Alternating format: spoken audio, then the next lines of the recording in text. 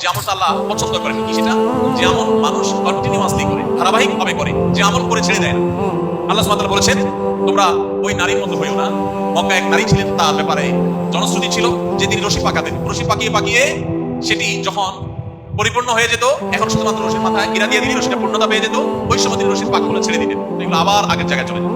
আল্লাহ বলেছেন তোমরা সেই মহিলার মতো হইও না যে মহিলা রশি পাকাতে পাকাতে সেটাকে পূর্ণতা দিয়ে এরপরে সেটার মাথা বাঁধবে, যখন ওই সময় সেই পাকগুলো ছেড়ে দেয়, অর্থাৎ তার পুরো শ্রমটা পণ্ড হয়ে যায়, সব নষ্ট হয়ে যায়। তোমরা তাদের মতো হবে না যাদের নামাজ শুধু রমজানেই ছিল এখন আর নেই, যাদের রোজা শুধু রমজানেই ছিল এখন আর নেই, যাদের তেলাওয়াত শুধু রমজানেই ছিল এখন আর নেই, যাদের দান দক্ষিণা শুধু রমজানেই ছিল এখন আর নেই, যাদের দোয়া দরুদ আল্লাহর কাছে কান্নাকাটি, চোখের পানি ফেলা, প্রার্থনা করা, ইস্তিগফার করা, তওবা করা রমজানেই ছিল, এখন আর সেগুলো নেই। এরা হলো সেই নারীর মতো যেই নারী সবকিছু জমিয়ে এরপর তার বাদ তিনি ছেড়ে দিয়েছেন, গিরা তিনি খুলে দিয়েছেন। তার শ্রম যেরকম পণ্ড, আমাদের রমজানের সমস্ত প্রচেষ্টাগুলো পণ্ড হয়ে যেতে পারে যদি রমজানের ইবাদতের ধারাগুলোকে রমজানের পরেও আমরা ধরে রাখতে না পারি।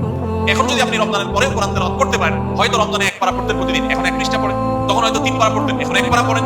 আপনি রমজানে বেশি করেছেন, অবশ্যই ইবাদতের মৌসুম হিসেবে সেই সময় বেশিই করবো আমরা, কিন্তু রমজানের পরে অল্প হলেও যদি করতে পারেন তাহলে আপনি সুধারণা করতে পারেন হয়তোবা আল্লাহ তাআলা রমজানে আপনার তেলাওয়াতগুলো কবুল করেছেন।